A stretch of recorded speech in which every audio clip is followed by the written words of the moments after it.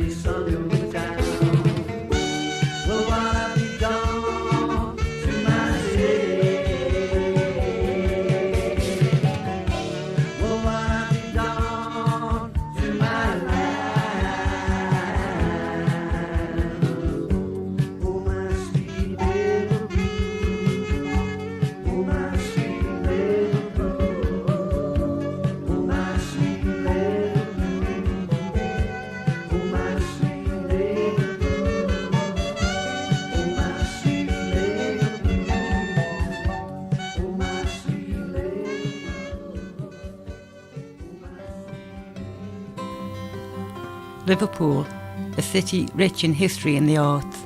It may not be the capital, but it is definitely the New York of the UK. It's an exciting city when you get to know it, and like New York, it has an instantly recognisable waterfront known throughout the world. Liverpool has a long history and was officially established in 1207 when it received its charter from King John. Trade with Europe and later with China and the Americas grew. Expansion took 700 years, and in 1880 Liverpool became a city.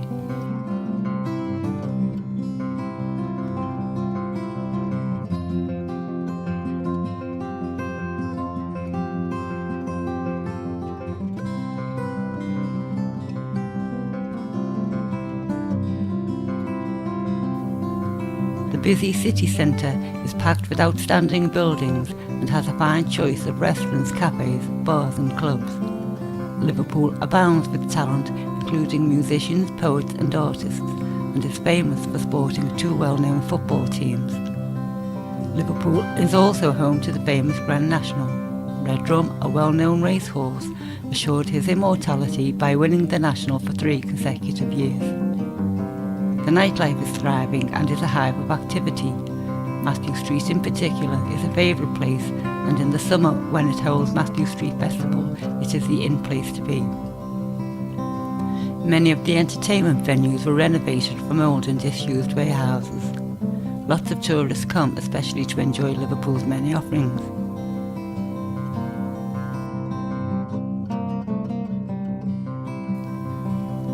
The bars and clubs in and around the Bowl Street area are also very popular.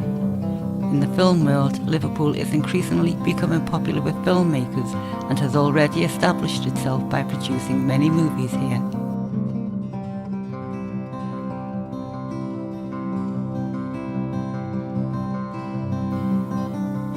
We start the tour at Holy Cross Church. In 406 AD, St. Patrick preached to people before setting sail for Ireland to convert the pagan Irish. St. Patrick is said to have been born in either Wales or Scotland, but not Ireland. Heading down Byram Street and turning right past the Mersey Tunnel's main entrance, we come into St. John's Lane and the entrance into St. John's Gardens. The gardens take its name from St. John's Church and Churchyard Cemetery, which once occupied the site. The cemetery, which contained approximately 27,000 bodies, was closed in 1854. The garden contains a dazzling display of sculpture by some of the best Victorian and Edwardian sculptors. During the Napoleonic Wars, many French sailors were captured by the Royal Navy and even more by privateers. They were brought back to Liverpool and incarcerated in the Liverpool jail near St. Nicholas's Church on the site which is now Tower Building. At one time, 4,000 French prisoners of war were housed there, and many occupied their time by making a variety of goods and novelties to sell.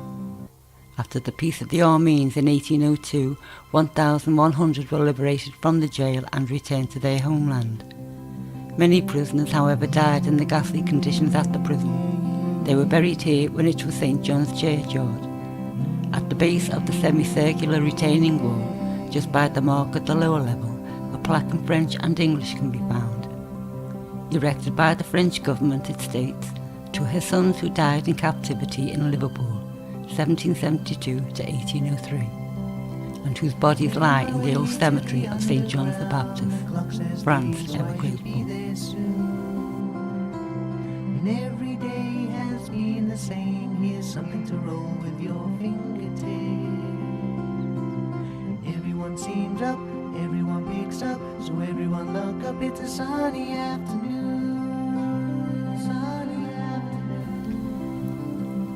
Moving along Lime Street, we are heading towards the Duke of Wellington column. It was first inaugurated in 1863 and designed by George Henderson Lawson of Glasgow. It is an exact likeness of the Melville Monument in Edinburgh, and incidentally, Wellington was our 21st Prime Minister.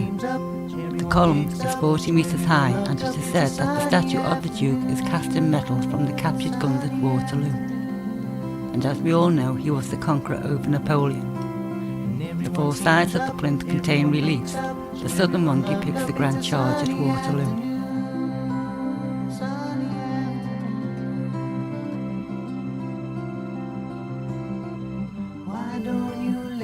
William Brown Street was named after a wealthy merchant who paid for the William Brown Library and Museum. It was formerly called Shaw's Brow after a mayor who owned some properties on the site. It connected the road from Prescott in London to Dale Street. The first building at the west end of the street is now part of the Liverpool Polytechnic. It was designed by E.W. Milford and opened in 1902. It is in an Edwardian imperial design of the sculpture by F.W. Conroy. On the eastern pediment there is a symbolic figure of Liverpool holding a globe and supported by figures depicting the city's commerce and industries. it's a The sign. western pediment, Minerva represents the wisdom of the city presiding over the education of the community. So everyone seems up, everyone picks up, so everyone loves The next up, building it's a sign. is the Liverpool Museum and William Brown Library, designed by Thomas Allen and opened in 1860. The building was constructed as a library and to house the 13th Earl of Derby's natural history collection, which he bequeathed to the town in 1851. The proposal to build caused a controversy. William Brown stepped in and offered to pay the cost. His offer was accepted after the building eventually opened amid much celebration. The Picton Reading Room and Hornby Library is the next building in the group. It was nicknamed Picton's Gasometer after Sir James Picton. It was the first public building in Liverpool to have electric lighting. Next is the Walker Art Gallery. Sir Andrew Barclay Walker, the wealthy brewer, paid for it. H.H. Vale designed it, and in 1887 Sir Andrew opened it. Flanking the entrance are statues of Raphael and Michelangelo by Warrington Wood.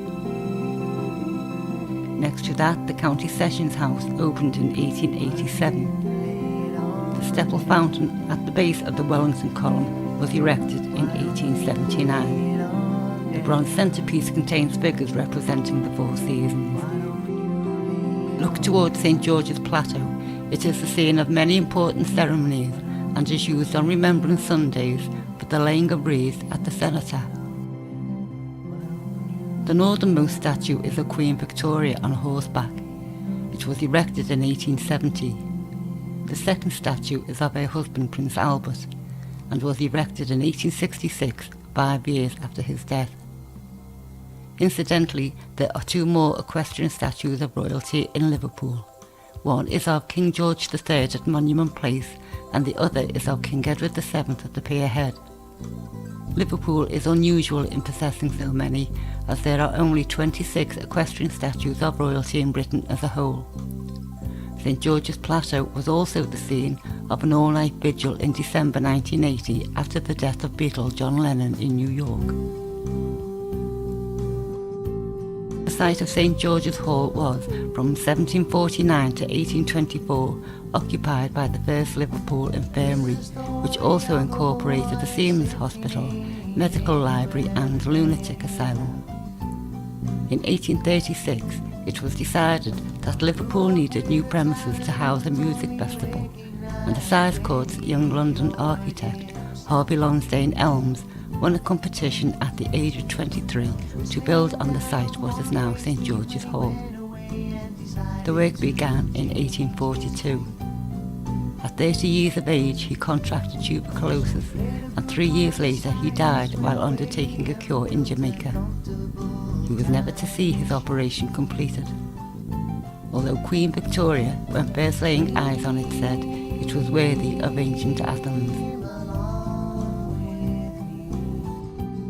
Professor C.R. Cockrell, his mentor and family friend, was brought in to finish the building and was opened by the mayor in 1854. The interior is Roman in derivation and much of the exterior is pure Greek. The main hall was used by Charles Dickens for many of his readings, and many famous trials were held there.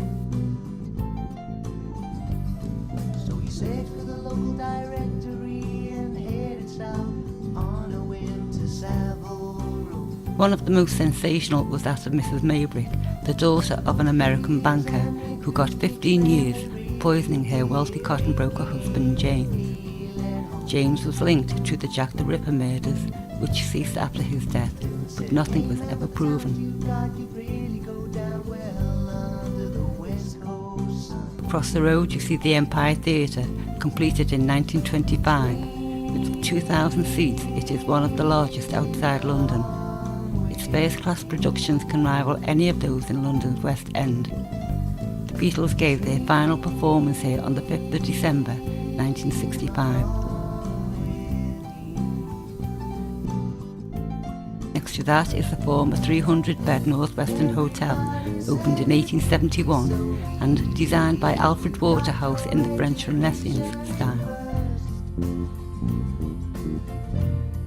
Next to that was Lime Street Station, the first paying passenger railway station to grace this planet, and is also the site of the first railway fatality.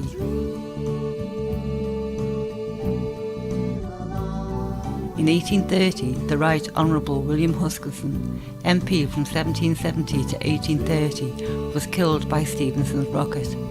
He was crossing the line to speak to the Duke of Wellington when the oncoming rocket struck him.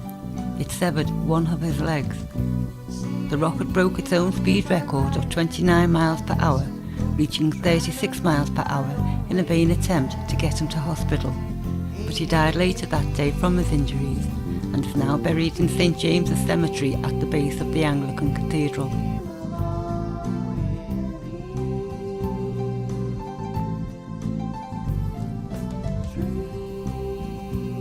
From here, you can catch the underground trains to the Wirral and Chester. It is also the main line connecting Liverpool to London's Euston. Everybody said it would be so easy if you got your education in first.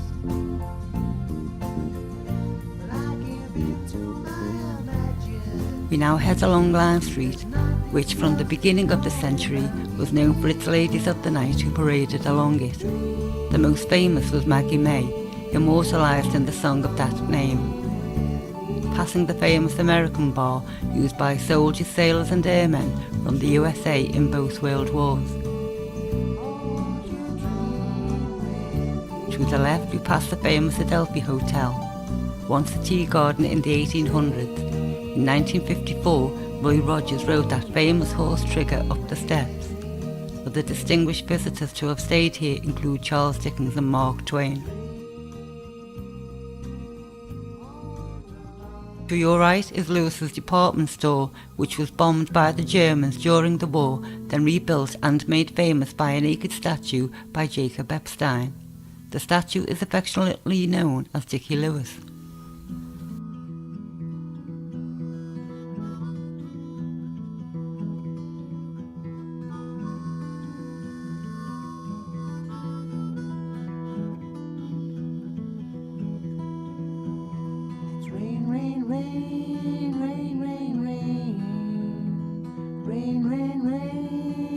We now head up Mount Pleasant past the Metropolitan Cathedral of Christ the King. In the 1900s, the site occupied one of the largest workhouses in the country, housing 5,000 people, mostly Irish potato famine victims. The cathedral, started before the war, was to rival St. Peter's in Rome. The war stopped construction, and in 1952, after the war, the £27 million project was scaled down to £1.9 million. Spring is near, where is the sun? Rain, rain, rain, rain, rain, rain. Rain, rain, rain, rain, rain, rain. One day the sun it will shine, and on that day you'll be mine. We carry on up Oxford Street to Abercrombie Square, named after Sir Ralph Abercrombie, an intrepid general who was killed in Alexander in 1801 after his brilliant landing of the British forces at the Abukir, Egypt.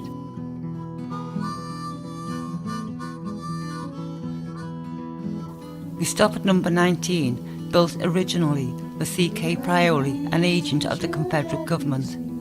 Above the front door fanlight, the stonework bears the bonny blue stars of South Carolina, immortalised in the song The Bonny Blue Flag. The entrance columns also sport bonny blues, and on the ceiling inside the doorway may be found the palmetto tree, the state tree of Carolina. And on that day you'll be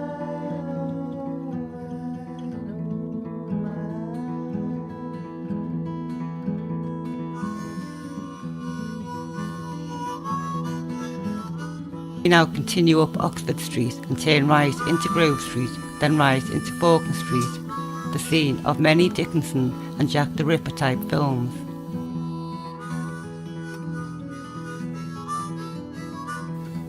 Picture it late at night with the mist and the old-fashioned gaslight, but now lit with electricity, and be whisked back to the 19th century.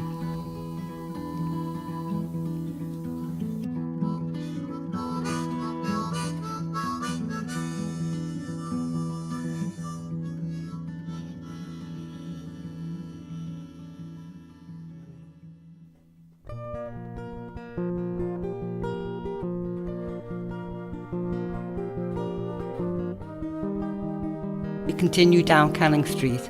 As we turn right into Hope Street, look left and you will see Gambier Terrace, an elegant terrace of stucco houses built in 1832 to a design of John Foster Jr.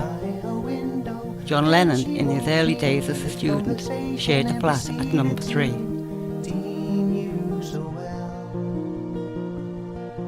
She was so full of gladness of what the mystic lady had said. Now she remembers days gone We now by continue along when Hope she Street was to the 10. top of Mount Street and stop by the stone cases, a symbol of people leaving for the New World in the early 20th century. Look down Mount Street and you will see the former Liverpool Institute, a well-known school that closed in the mid-1980s. It reopened a few years ago after refurbishment and backing from Paul McCartney and is now known as LIPA, Liverpool Institute for Performing Arts. It was built in 1837 and many famous names have attended. Mark Twain lectured here, Charles Dickens gave readings, J.E. Wright 1878 to 1910, who became a professor of mathematics at Princeton, USA, Paul McCartney and George Harrison. The College of Art building, completed in 1910, was attended by John Lennon between 1957 and 1959. Always a big brother in her eyes. You are still a big brother in her eyes. Continue along Hope Street. Look left down Rice Street. There is a small pub called Ye Crack. John Lennon was a frequent visitor here, and in his early days as a student, his romance with Cynthia Powell blossomed, and she later became his first wife.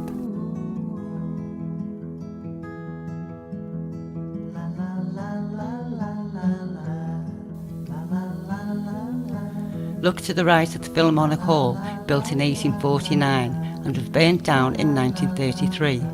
It was rebuilt in the Dutch Expressionist style and finished in 1939. To the left is the Philharmonic pub, reported to be the most lavish in Britain. Its sumptuous gin palace interior utilises mahogany, copper, plaster and stained glass and is famous for its loos. Well worth a look by any tourist. To the left near the end of Hope Street is what used to be number 8. A cask on the dock was opened to reveal 11 bodies packed in salt. Investigations led back to here in the year 1826 when another 22 bodies were discovered. A body snatcher's warehouse was uncovered. Mr. John Henderson rented the cellar from Reverend James McGowan. Henderson fled and was never found. The Everyman Theatre was founded around 1961 as the foil to the already well-established Playhouse Theatre. It made a name for itself with plays written by and concentrating on the lives of the people of Liverpool. Before it was a theatre, it was a cinema, and before that, it was a chapel. As we turn into Rodney Street, number 4 was the residence of James Murie, 1746 to 1840. First United States Consul in Liverpool and indeed anywhere in the world. To the left, St Andrew's Church of Scotland.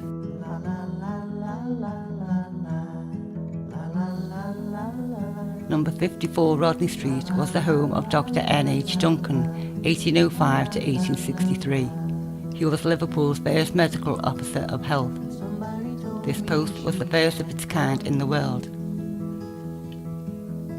William Ewart Gladstone, the fifth of 6 children, was born at number 62, 1809 to 1898. A Tory MP, he became Prime Minister 4 times. I hope that she can hear me.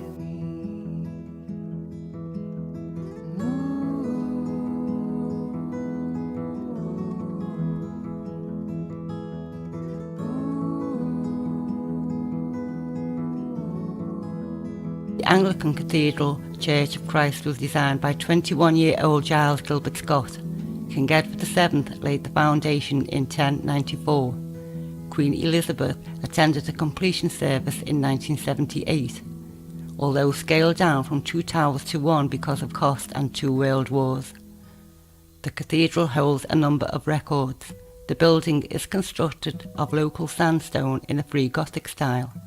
It is the largest Anglican cathedral in the world, with the highest Gothic arches and vaults ever built.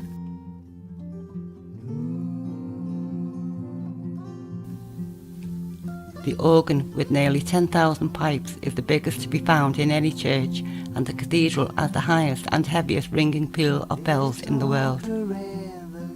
The tower is 100 metres high above St James's Road. Why don't they think it on? The architect, Sir Giles Gilbert Scott, who was a Roman Catholic, was buried with his wife outside the cathedral, just north of the liturgical west door. The architect of the Roman Catholic Metropolitan Cathedral, Sir Frederick Gibbard, was a Congregationalist. Both cathedrals are well worth a look.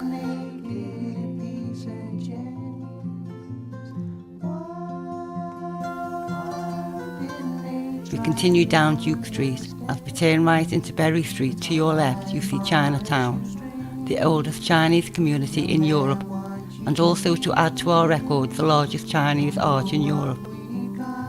It was built in Shanghai and shipped to Liverpool with a party of Chinese workmen to erect this beautiful piece of art.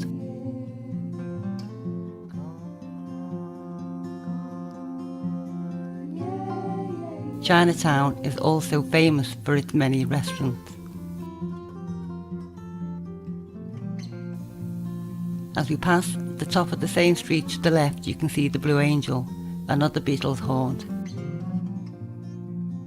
To the right you see St Luke's Church, built in 1831. It suffered war damage and was turned into a chapel of rest, known only as the Church of Many Faces. Turn down Bowl Street, then left into Slater Street and past the Jacaranda, another favourite of the Beatles. Turn right into Duke Street and head towards the Albert Dock. This part of town is known as Rope Walks, because ropes were made here for the sailing ships in the 17th and 18th century. As we turn up the lights into Canning Place, here stood the workshop of Fawcett Preston, who manufactured guns for Wellington's army. The guns were also used in the Mexican War of 1842 and by both sides in the United States Civil War.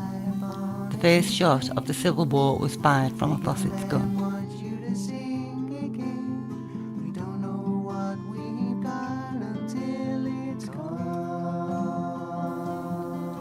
Paradise Street to your right in the early 19th century was a place of ill repute, with over 2,000 drinking dens in the area. Immortalised in the sea shanty, now as I was walking down Paradise Street, hey ho, blow the man down, blow him away to Liverpool town.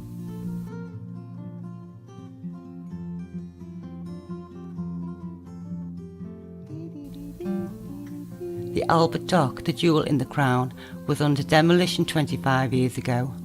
Common sense prevailed, and now the complex, built in 1841 by Jesse Hartley, a Yorkshireman, and completed in 1846 at a cost of £514,475, has luxury apartments which sell in the region of £250,000. The whole of Albert Dock was Grade 1 listed in 1952, making it the largest site of Grade 1 listed buildings in the UK. The dock is now a favourite with tourists, with its many shops, restaurants and bistros. Here you will find many attractions, including the Merseyside Maritime Museum, the Tate Gallery Liverpool, the Museum of Liverpool Life and the Beatles story. The dock is also home to the North West Granada regional television studios. Nearby is the Pierhead. If you want to take a ferry across the Mersey, this is where to catch it. You can embark at Birkenhead or Seacombe. There are also frequent ferry trips up and down the Mersey.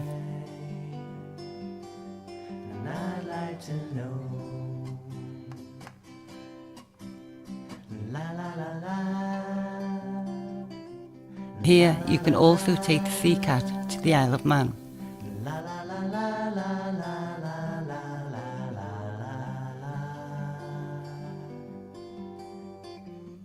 fighting with reality. This stretch of highway at the turn of the 20th century housed a 7.5-mile overhead railway with 17 stations, which was lost to unhinged planners. The railway ran along the docks from the south end of Liverpool to the north end. Look to your right towards the bottom of James Street, you see Albion House, formerly the home of the White Star Line, opened in 1898. It's by Richard Shaw and is very similar to Shaw's old Scotland Yard building adjacent to Big Ben in London. The balcony above is where the news of the Titanic disaster was shouted to the angry crowds below as they waited for news for loved ones on that fateful day in 1912. To the left, the Port of Liverpool building built in 1907. Next to that, the Cunard building built in 1916 in Portland stone in the style of an Italian palazzo. The eagles on the corner of the building are each carved from a single piece of rock and weigh 43 tons. The company was later to amalgamate with the White Star Line. As we come to the Liver building, a magnificent building opened in 1911 by the Royal Liver Friendly Society, famous for the mythical liver birds. They are made of copper and stand 5.5 metres high. The clock faces are 7.6 metres in diameter, making them the largest public striking clock in Britain. The view of these buildings at night is spectacular.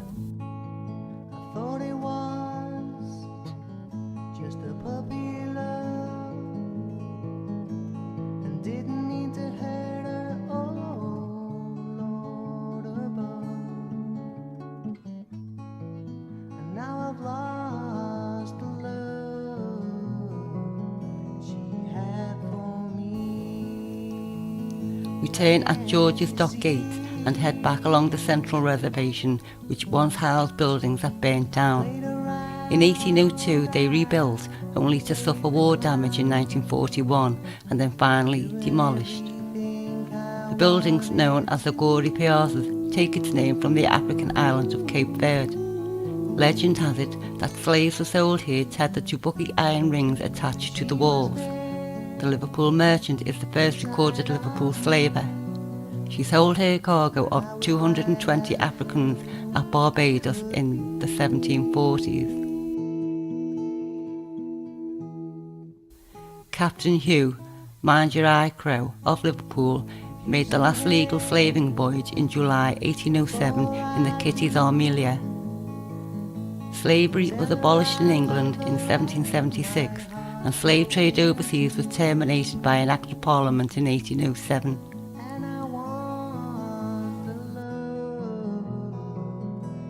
As we head up James Street, the Queen Victoria Monument, unveiled in 1906, is the site of Liverpool Castle, built in 1235, until it fell into disuse and was finally demolished in 1721.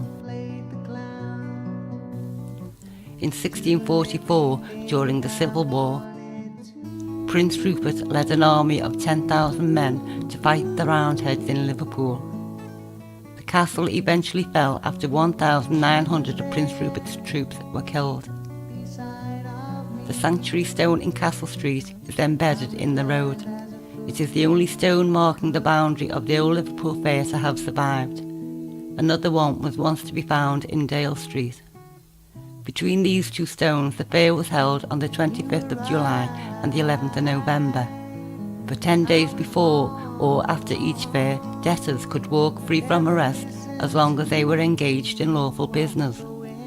This privilege was abolished by an act in 1696.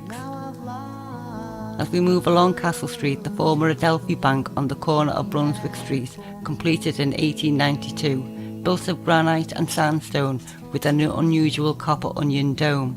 The architect W.D. Carew gives it a Far Eastern look, possibly Indian or Russian. We continue down Cook Street. On the right, number 6, built in 1866 by Peter Ellis in a Venetian style, was at the time called an abomination. As we cross into Victoria Street, look to your right. You see Matthew Street, the home of the Cavern Club, made famous by the Beatles, and now Fritz nightlife. Remember how to learn to play the game.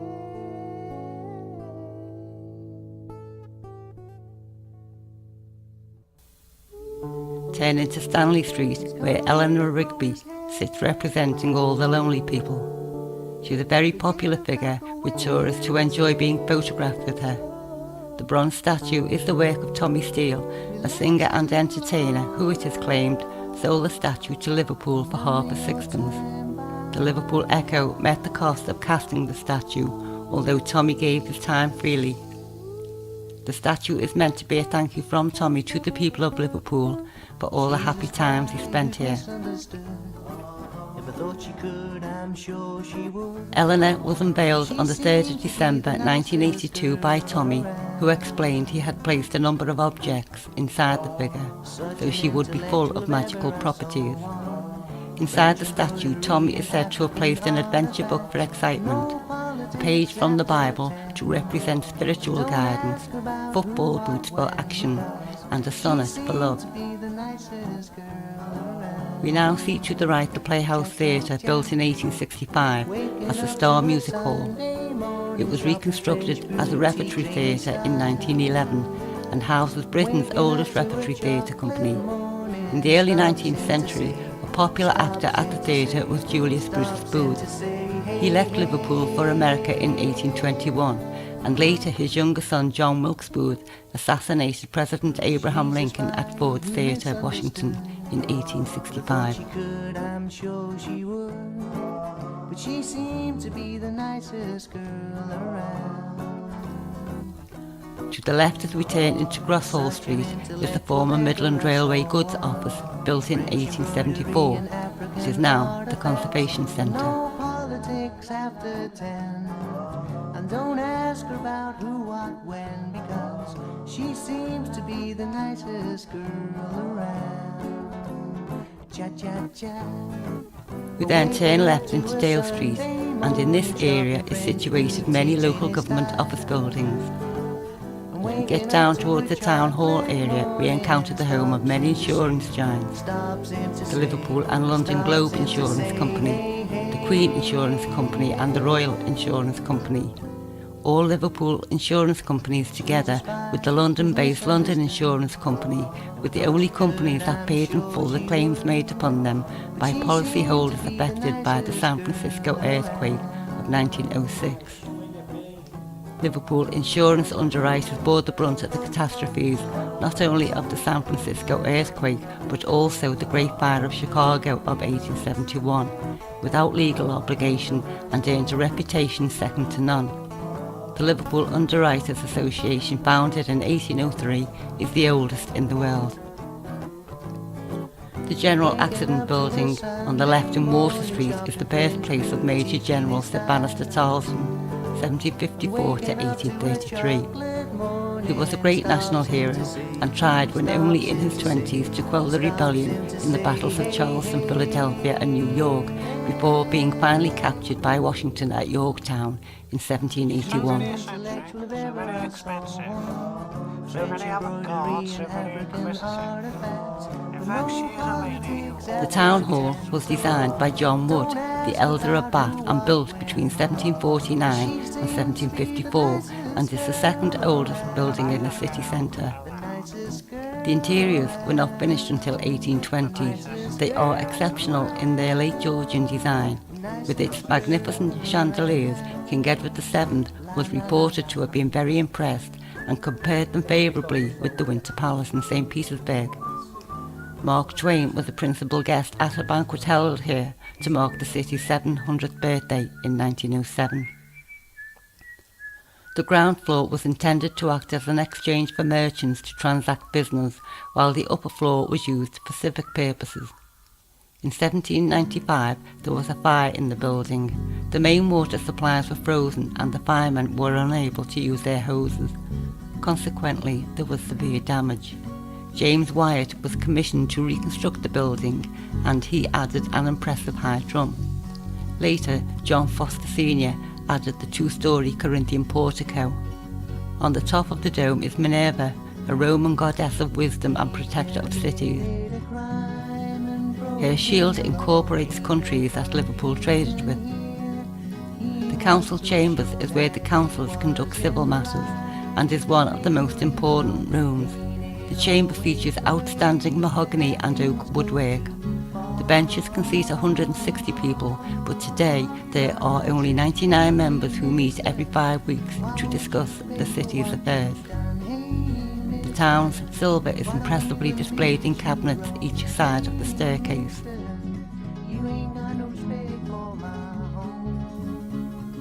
At the height of Beatlemania in 1964, the Beatles appeared on the town hall balcony. They could be seen from the adjacent streets by thousands of people. The view looking down Water Street is magnificent and is one of Europe's great street views. The town hall is one of 8 key buildings illuminated under the banner of Liverpool's Architect and Design Trust architectural lighting scheme, which has a dynamic impact on the city at night.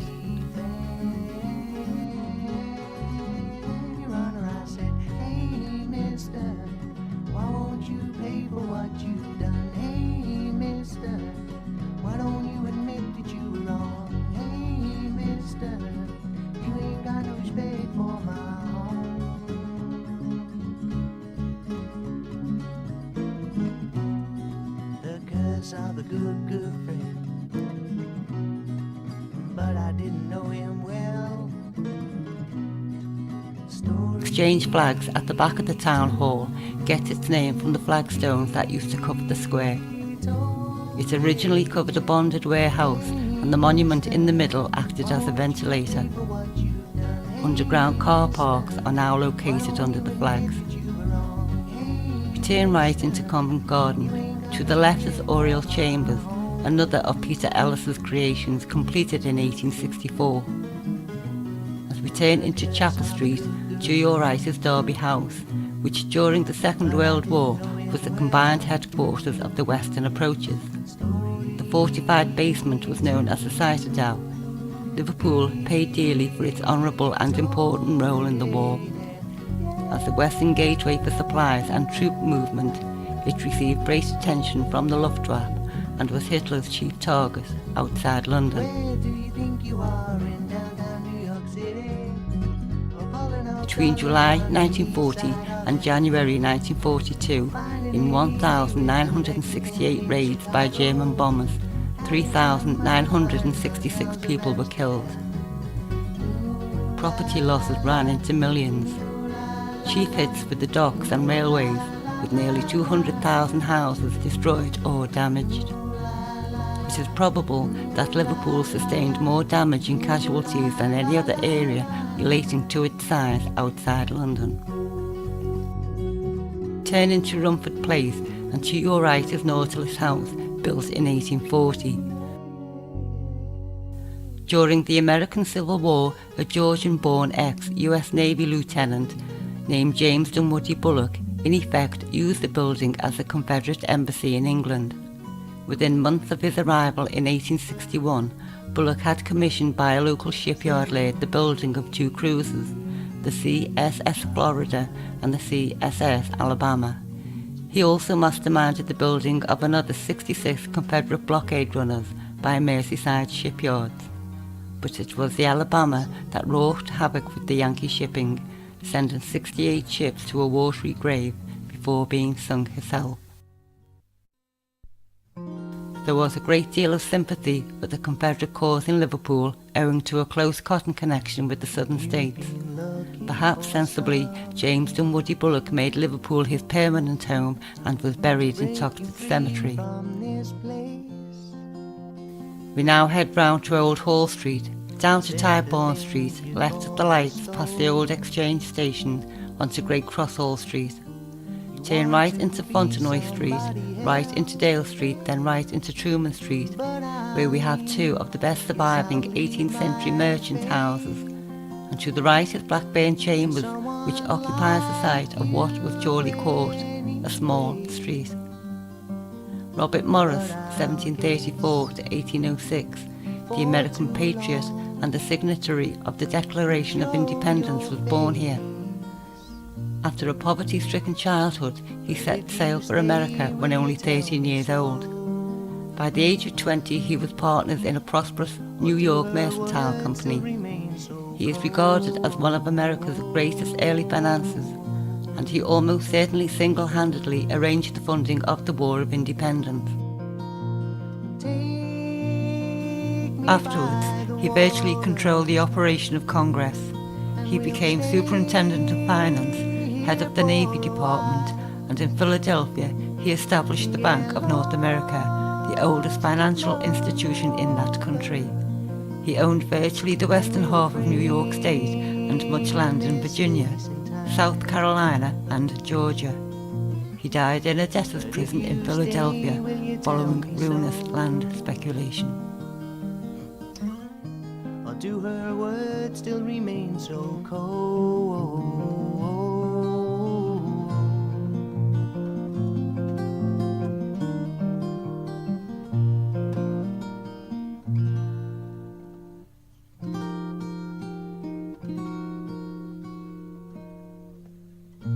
And you've been looking for something to break you out of this place. You said the things you'd bought were stolen. You want to be somebody else, but I'll put my faith in someone like you anyway. But I'll guess before too long you'll show your face. But if you stay, will you tell me so? Or do her words still remain so cold?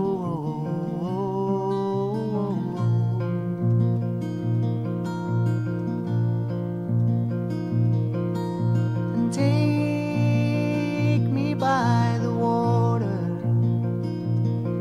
and we'll stay here for a while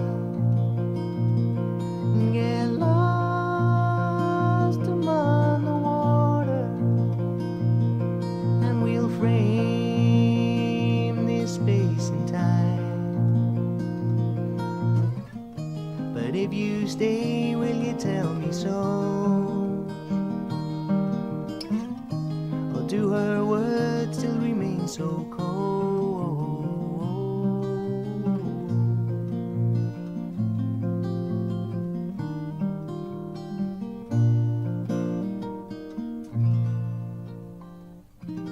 Won't you take me by the water?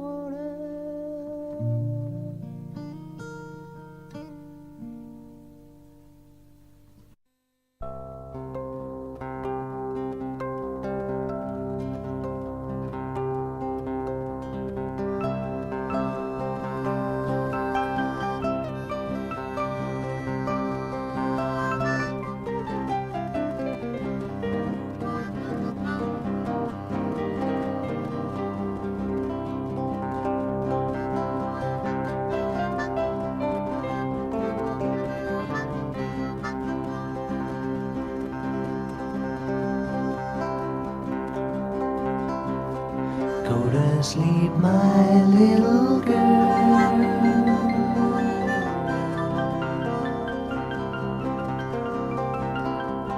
Close your pretty eyes.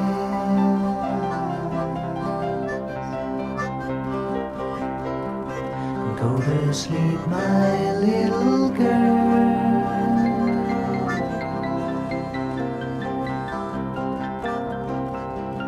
Sleep and dream all night.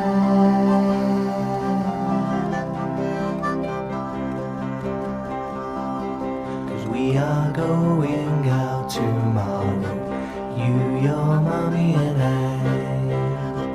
We are going to the circus, so close your pretty eyes. Watch the clowns as they're performing, see the trapeze fly, and go to sleep, my pretty darling, and close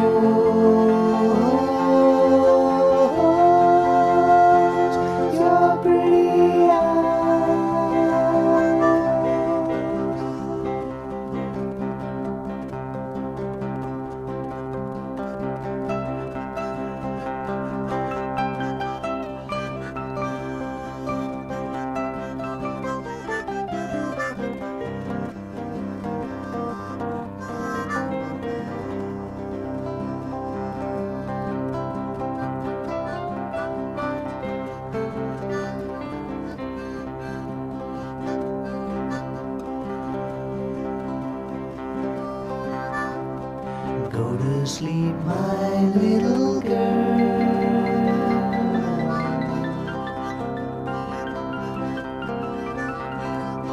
Close your pretty eyes.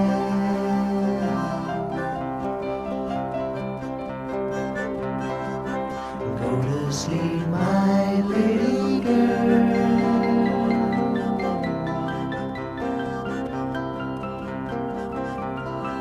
And sleep and dream all night.